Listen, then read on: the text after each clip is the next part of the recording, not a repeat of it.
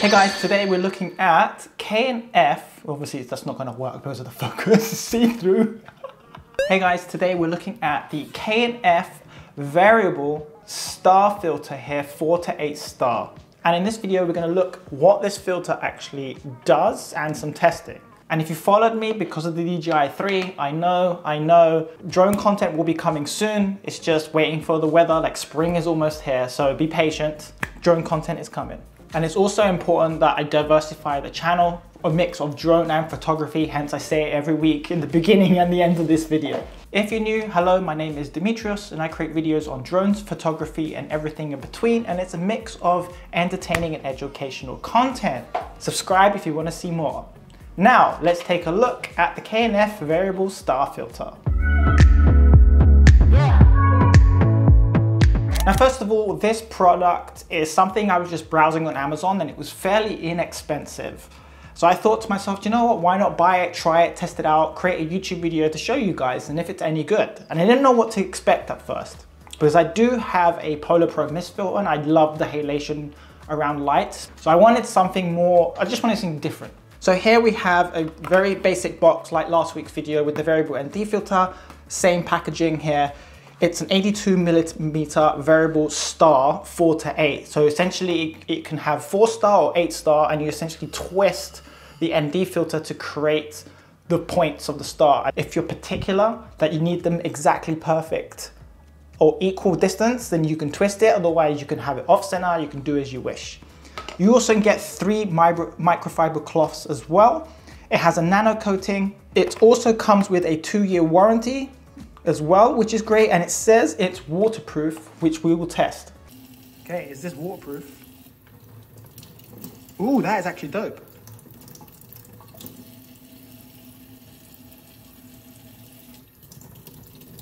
That is really cool.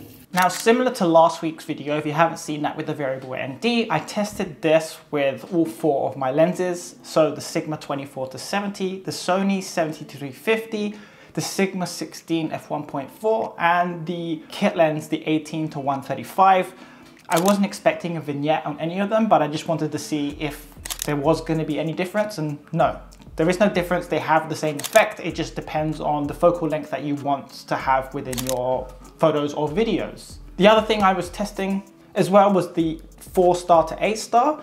A lot of people, when I posted the first initial test on Instagram, preferred the 4 star, and then the 8 star grew on me as I was going for a walk and testing out the photos throughout the evening. I also wanted to test out long exposure photography with the star filter. Does it have any cool effects or creative photography effects? It has, well, regular long exposure, but you have anything standstill is gonna have the 4 to 8 star points. I also wanted to test out car panning. Again, pretty cool effect. So when you are car panning, anything that you capture a frozen frame from some car lights, you'll have that wicked star effect. And then the background is blurred again. So again, it's just adding another creative filter on top of a technique as well. The other thing that I found interesting with this filter was adjusting the aperture. Now, you don't see this effect when taking a photo regularly. When I was doing my testing by closing up the aperture, I didn't see a difference like regular city lights, for instance. However, when I came indoors and I was testing it out on, well, this, for instance, or my iPhone flash here, when the aperture is wide open, let me put this back. When the aperture is wide open, it's straight lines 4 or 8 star, however you have the filter. However, as soon as you close the aperture up to like f20, f22, then these lines were no longer linear, they were dashed. And I found that very interesting. So you could probably have some more creative photography techniques by closing up the aperture. You just have to know when the aperture is more closed and it's at night, you need a longer shutter speed.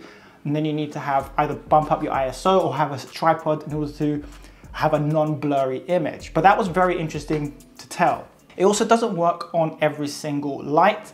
This obviously has a better effect outside with particular light sources. For instance, that lamp in the back over there, my Mira smart lamp, didn't really do a star effect, had no effect whatsoever. And even some indoor stuff, I don't know if it's the proximity that you have to be kind of far for it to have an effect, or it's a particular type of light, it was very faint. I also did test this with some video as well, and I did find that pretty cool to see that if you just want something different in your video and you want to have something creative with the 4 or 8 star in your videos, it works. It's pretty cool. The funny thing is, when I went to test this that evening, I did actually meet my friends Jonathan and Eamon and Isaac as well, who you would have seen from my POV photography vlog. You can check that out somewhere here. They were actually shooting another filter for another brand that I'm not associated with. But I thought, you know what, I want to test this out. So it was a good opportunity. It didn't work indoors, but the photos came out really nice. So the other great thing about this is, even if you don't want that star effect and you just have this on your camera and those particular lights aren't giving that effect, this is still going to protect your lens. And then even the twinkly lights that we did see that did work, it was very subtle, which was kind of nice. But yeah, I think this performed very well, especially with the testing outside. Again, both photo and video. The cop car was really cool. At the CN Tower, also really cool. Yeah, I had a lot of fun with this, and this is actually a dope filter. It grew on me the more I used it. So this is something that I would keep in my photography bag if I wanted something different. It's not for everyone, and that's completely fine. It's just if you want to change it up a bit, really. Will lead on to my final thoughts. This is a dope filter. You screw it on, you can use step-up rings if you have a smaller diameter lens. All it is just a simple twist, and you go from 4 star to 8 star, and just be creative. Be creative, take shots. It gets you looking at different subjects. It adds more to the photos and videos that you're taking. When you don't have any filters, it can be, especially myself, I've been feeling very uncreative over the last month or so, and just buying these filters, which are inexpensive. How much are these filters now? This 82mm filter was just over 40 Canadian dollars, and I think that's actually pretty reasonably priced. Some other brand just stuck with a 4, 6, and 8. You have to keep on swapping them out in order to have that effect. Having a variable one is pretty cool, because then you just have it on and then you just twist to change from 4 to 8, rather than having screw on, screw off, screw on, screw off, just to change that effect, which can be very annoying. I do like the fact that it has a waterproof coating, so if you're going out at night and it's raining, can you imagine how cool the photography be with all the reflections and you having a star filter on top? That is cool. The fact there's no vignetting on any of the lenses, that was a plus, not that I expected it. Yeah, just being creative with photography, trying handheld, trying the long exposure, trying car panning, trying video. I wanted to test all of these because if this is something you're gonna go out and about and do, it's nice to know that this works in all different types of scenarios without really much of an issue. The one thing I would like K&F to do is, I know this comes in a box or filter, which is nice, it does come in one. However, it's pretty basic, pretty cheap. I wish it was labeled as well, so it would say variable star filter or just star filter, because now, because I have the variable ND222,000, I can't really tell apart which is which unless it was written or labeled on the front, which is something I'm gonna have to do now. So if I'm picking out the bag, I don't want to have to open the case to have a look and be like, oh shit, it's the wrong one, and I have to close it and open up the other one. Like, I just want to pick it up, know what it is, and it's good. The other thing I would like to see as well, pulling out all the filters here. So this is Polar Pro's filter here, and I like how it's just encased, and then you unscrew it. You screw this onto the camera, and I'm not even touching the glass because it's protected, and then you just pull this off. Having a cover like this on this filter will be pretty handy. That's something that I hope they can add in a future update. I don't know if it comes, I don't know if there is a X series or D series version of this, because this is like their entry-level series. But it would be nice if you had a cover like this or a cap to stay on the front to at least protect the camera when it's resting on a table if you're out with your friends, or just protecting it from dust for whatever reason.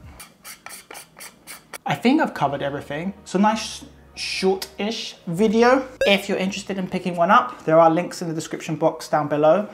This isn't a sponsored video by any means. However, if you did buy this filter or anything else through those links, I get a small commission. It helps out the channel. It helps me invest into the channel further, buy more stuff to show you and test, as well as everything else that I use on the channel, and it's also on my website too. So next week, rain is predicted on a Friday, Saturday, which is when I typically film, typical. So I'm hoping the weather changes, but I'm either thinking we do a DJI Air 3 wide angle video. If not, then maybe we go out and we test this Freewell V2 filter and the mist filter, which is a magnetic system.